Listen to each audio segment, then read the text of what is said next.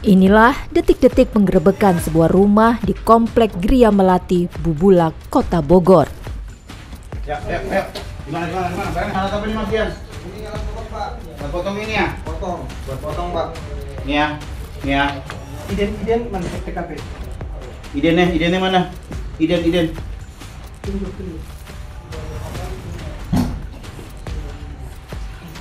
Ayo.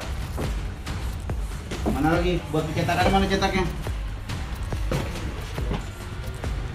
Ayo, buat cetaknya di mana Mas Dian? Tim Satuan Reserse Kriminal Polsek Tanah Abang bertindak cepat dan menangkap seorang pria yang diduga kuat merupakan anggota sindikat uang palsu. Ini duitnya. Ya. Ini dolar. Nih.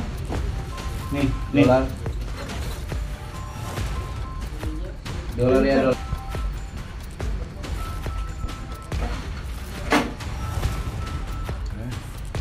Selain itu, turut disita lembaran kertas uang palsu siap edar. Jadi, nanti ini aslinya dapatnya nih uang 100 ya. Ya, uang 100 ya. Ini asli ya? Ini sama dolar. Ya, masternya ada ya. Ini asli.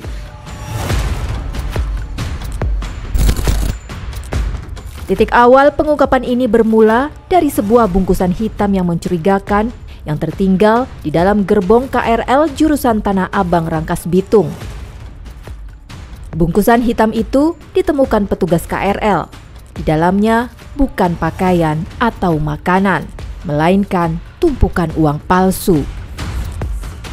Kemudian kita berangkat ke stasiun, ke TKP, bersama-sama dengan petugas kereta api, melihat barang itu. Baru kemudian kita menunggu observasi.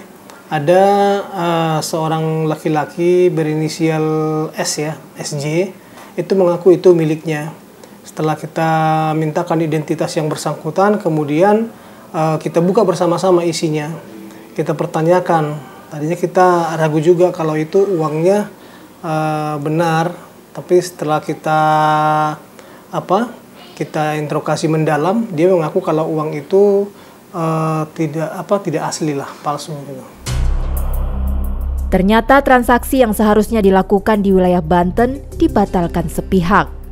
Pelaku kembali ke Jakarta dan tak sengaja meninggalkan uang palsu di dalam gerbong kereta. Dia sebenarnya itu berangkat dari Jakarta itu, dari stasiun Tanah Abang menuju Rangkas Bitung. Nah, transaksi di Rangkas Bitung itu gagal. Nggak tahu sepihak katanya dibatalin sama si pembeli. Sehingga dia kembali membawa bingkisan itu tersebut kembali ke Jakarta, ke Tanah Abang. Nah, di stasiun Tenjo dia turun. Karena memang di sana kepadatan penumpang dari Rangkas Bitung menuju Tanah Abang itu penuh.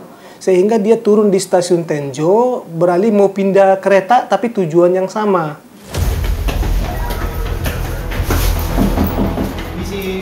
Dari keterangan SJ, Satreskrim Polsek Metro Tanah Abang kemudian bergerak ke sebuah hotel di wilayah Jakarta Barat.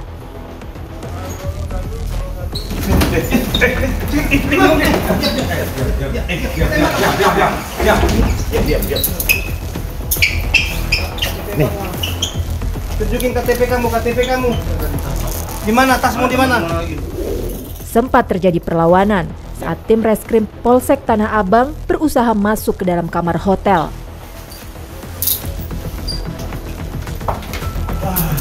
Barangnya mana? Mana?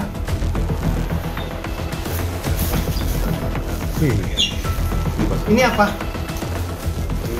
Apa ini? Dari dalam kamar petugas mendapati barang bukti berupa ratusan lembar uang pecahan 100.000 dan uang dolar yang diduga palsu. Kita cari orang tersebut, ternyata ada di salah satu hotel di Taman Sari, Jakarta Barat. Kita datangi ke sana, kita cek ke resepsionis bahwa ada yang menginap atas nama itu benar ada. Pada saat kita masuk itu kosong. Ketika mereka ada satu yang berisi kamarnya, yang satunya kita tunggu. Sehingga dapatlah di sana 2 orang laki-laki, dan kita temukan disimpan mereka di bawah kursi itu disembunyikan sebanyak 450 lembar uang yang sama. Usai membekuk pelaku di salah satu hotel di wilayah Jakarta Barat, rantai sindikat ini mulai terbongkar. Polisi lalu menelusuri jejak perantara berinisial AY yang tinggal di Subang, Jawa Barat. Dari hasil keterangan mereka itu, kita langsung gerak cepat berangkat ke Subang.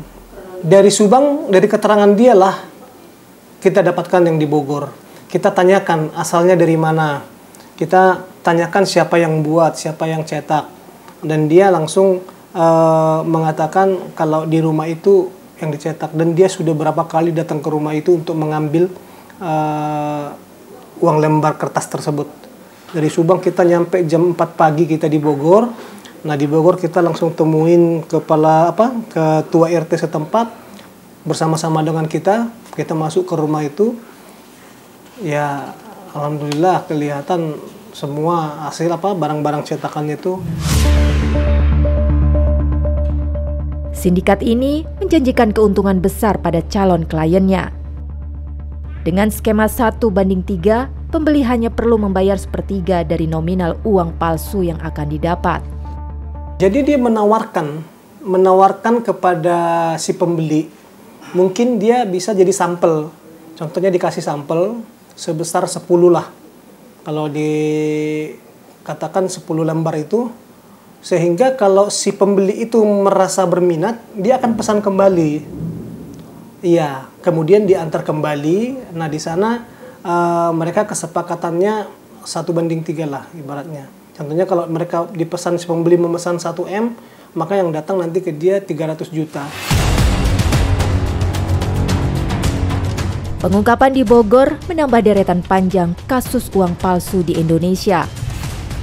Setidaknya, dalam 1 tahun terakhir, polisi berhasil membongkar jaringan di Tasikmalaya, Majalengka, hingga pabrik uang palsu yang disamarkan di kampus UIN Alauddin Makassar.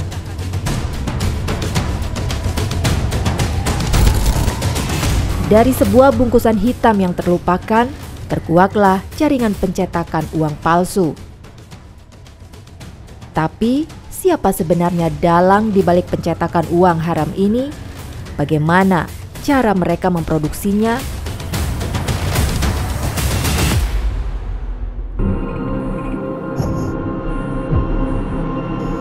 Pemirsa, ini adalah cetakan uang yang masih belum terpotong yang dilakukan oleh pelaku. Nah, seperti apa uang yang telah dipotong? Ini adalah barang bukti yang berhasil diamankan oleh Polsek Tanah Abang. Jika kita lihat, ini sekilas mirip ya, apalagi ketika kita terawang, itu keluar hologramnya. Cuman kalau kita perhatikan, cetakannya sedikit kurang rapih. Hologram sini juga kurang rapih, meski terlihat semuanya lengkap ya, ada nomor seri, dan masing-masing nomor seri pun berbeda. Tapi kalau kita perhatikan, cetakannya agak sedikit kurang rapih ya, seperti tinta yang kotor. Sekilas tak ada yang mencurigakan dari lembaran-lembaran ini. Warna, hologram, bahkan nomor seri terlihat meyakinkan layaknya uang asli yang beredar di tengah masyarakat. Tapi uang ini tak punya nilai. Hanya salinan ilusi yang diproduksi diam-diam di sebuah rumah di Bogor, Jawa Barat. Saudara waktu itu belajarnya dari mana? Saya belajar otodidak, Pak. Jadi melihat proses gitu ya, Pak ya. Karena saya harus mencari solusi atas kondisi saya, terlilit utang. Jadi saya mencoba, Pak. Jadi mulai dari cetak awal bisa atau tidak gitu. Kemudian saya trial sendiri, trial error gitu, belajar sendiri. Di samping itu juga ada beberapa case yang saya lihat di YouTube gitu, Pak. Berarti belajarnya itu belajar dari YouTube, seperti itu? YouTube tidak menjelaskan secara rinci, Pak. Tapi ketika prinsipnya apa gitu saya belajar dari situ. Tapi secara aktualisasinya ya harus saya kembangkan sendiri. Apakah ada orang lain yang mengajari saudara? Pada awalnya saya ya sekedar sharing dengan siapa? Bapak Aye. Kemudian atas gambaran dari itu, gambaran sekilas saja sih Pak. Setelah itu ya saya kembangkan sendiri. Lilitan hutang yang menjerat menjadi alasan dibalik keputusan nekat sang pelaku. Gelap mata dan tak peduli tindakannya bisa menghancurkan sistem keuangan negara. Bapak udah mendapatkan uang nggak dari hasilnya ini? Dari pengiriman yang pertama Pak, yang 100 itu. Kemudian Pak Aye sudah kasih jasa gitu. Transfer 2 kali 4 juta sama 15. Pelaku mengaku telah beroperasi mencetak uang ini selama 6 bulan. Total 6 bulan itu kan sejak awal ya Pak. Bisa Mulai dibilang 60% waktu itu untuk belajar Pak. Terus hasilnya itu baru didistribusikan itu udah berapa lama berarti? Ya itu proses untuk 2 bulan Pak. Total uang palsu yang telah dicetak mencapai 1,4 miliar rupiah. Totalnya 1,4 itu Pak. 1,4. Iya. Pertama 100 dan yang kedua 1,3. Hingga akhirnya rumah tempat produksi digerebek polisi. Ini duitnya. Ya. Ini dolar. Nih. dolar. Sepekan sebelum penggerebekan di Bogor, polisi juga menangkap mantan artis sinetron kolosal berinisial SAW. Sang artis tertangkap tangan tengah berbelanja di sebuah mal di kawasan Jakarta Selatan.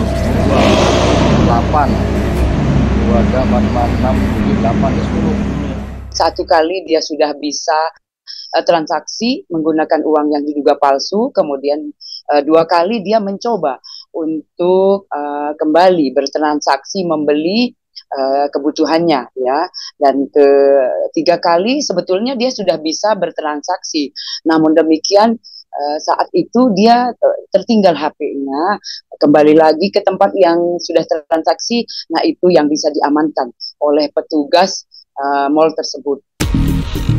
SAW diduga kuat menjadi bagian dari rantai distribusi uang palsu. Kalau menurut keterangan dia dapat dari temennya. Nah, temennya ini yang kita harus cari, ya. Apakah betul dia mendapatkan itu atau dia mencetak dan yang lain-lain.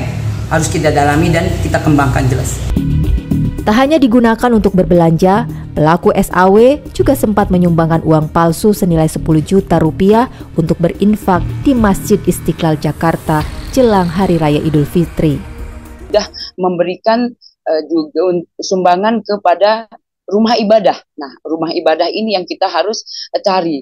Jangan sampai jika memang sudah memberikan sumbangan ke rumah ibadah, menyebar ya uang yang diduga palsu ini. Tak ada kejahatan yang sempurna.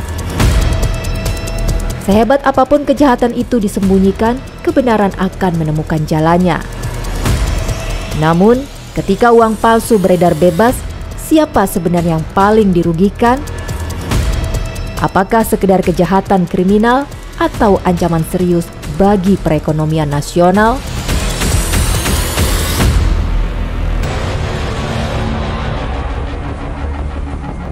Kasus peredaran uang palsu seolah tak pernah padam. Meski sejumlah kasus sebelumnya berhasil diungkap dan pelaku mendapatkan hukuman yang setimpal, nyatanya tak membuat peredaran uang palsu berakhir. Masyarakat menjadi korban dari sindikat ini. Mengingat uang palsu yang mereka miliki langsung diedarkan dengan cara melakukan transaksi jual beli. Indah salah satunya. Seorang pedagang kaki lima yang kami temui di sekitaran stasiun Tanah Abang, Jakarta, mengaku pernah menerima uang palsu dari salah seorang pembeli. Pernah 2 kali, tapi Tapi yang sekali yang saya nggak bisa bedain, yang 2 kali saya udah bisa bedain. Karena kita belajar lagi ya sama pedagang tuh. Mereka kasih tahu gitu gimana cara bedainnya. Karena saya juga kan dijebak 50.000 lagi itu. Terus buat dibelanjain juga kita, Mbak ini uang palsu. Waduh, duit palsu. Udah saya di situ kan udah kita dagang untung nggak seberapa ya buat belanja, duit palsu gitu. Emang nggak bisa bedain? Enggak, saya bilang gimana orang sama, saya bilang. Bedain Kak, soalnya ini duit palsu lebih tipis. Udah sih seratnya kalau dilipat juga dia nggak bakal ngembang lagi. Udah teman cuma ngasih tahu gitu doang sih Kak. Pernah dapat uang palsu 50.000. Lagi banyak yang beli. Depan masukin aja beli plus. Begitu kita setor sama bos kita nih, dibilang nih cuci palsu. Udah, mereka kagak tahu. Udah aja kita gantiin. Udah begitu aja. Indah dan Adi berharap pelaku memiliki hati nurani untuk tidak membuat dan mengedarkan uang palsu. Sebab merekalah yang paling merasakan dampaknya. Harusnya untung, justru malah buntung. Kita sama-sama nih, kamu begini juga cari duit. Sama, kita juga dagang dengan cara halal, kita nyari uang juga gitu. Kalau kamu kasih kita uang palsu, kita belanja nggak bisa, otomatis kan itu menghalangi kita buat berjualan gitu ya. Kamu enak nerima uang, nah kita yang susah, uang kita tidak bisa diterima orang lain. Apa nggak ada gitu hati nuraninya buat kita orang nih pedagang kecil begini. Kalian enak, tinggal nyebarin dapat uang kembalian. Kita yang di sini yang nggak tahu, susah buat belanja lagi. Jadi tolonglah kalau mau nyebarin uang palsu itu kembali lagi kalau keluarga kalian yang dapat itu gimana. Tak hanya masyarakat yang terdampak, perekonomian negara juga akan terkena imbasnya jika uang palsu beredar di masyarakat. Yang paling signifikan adalah ada transaksi ekonomi yang menguap begitu saja. Karena tidak berdasarkan pada alat pembayaran yang sah. Itu yang paling dampaknya signifikan. Jadi kalau kita bisa klaim ekonomi kita tumbuh 5%, ekonomi kita kemudian di banyak daerah berkembang, ketika uang palsu yang di sana cukup banyak, kita nggak bisa tahu, benar nggak secara real ekonomi memang berputar seperti itu. Jadi validitas soal data.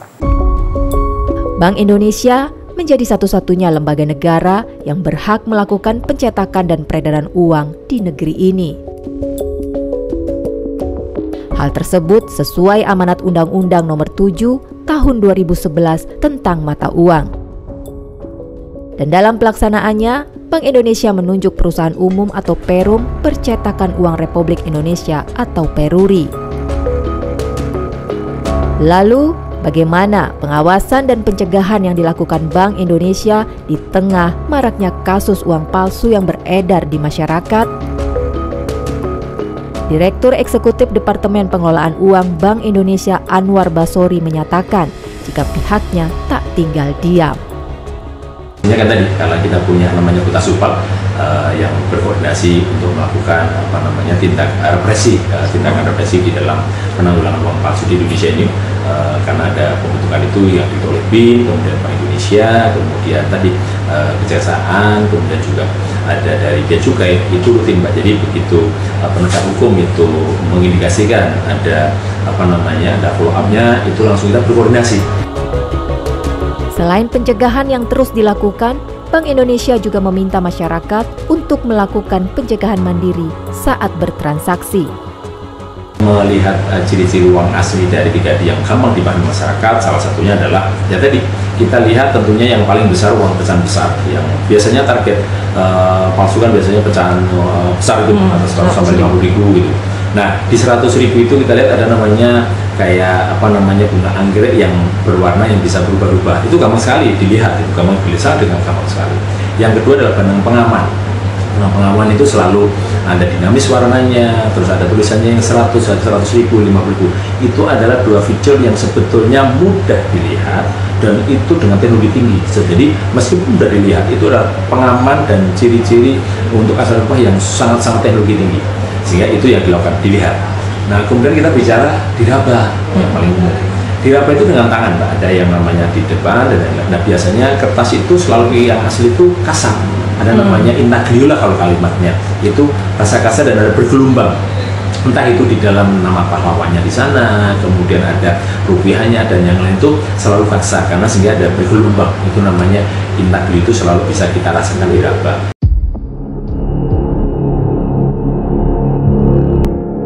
Meski sindikat pelaku peredaran uang palsu telah banyak ditangkap dan dijebloskan ke jeruji besi, namun masyarakat tetap harus waspada saat melakukan transaksi. Kenali dan pahami bagaimana membedakan uang palsu dan asli agar tidak menjadi korban sindikat pengedar uang palsu.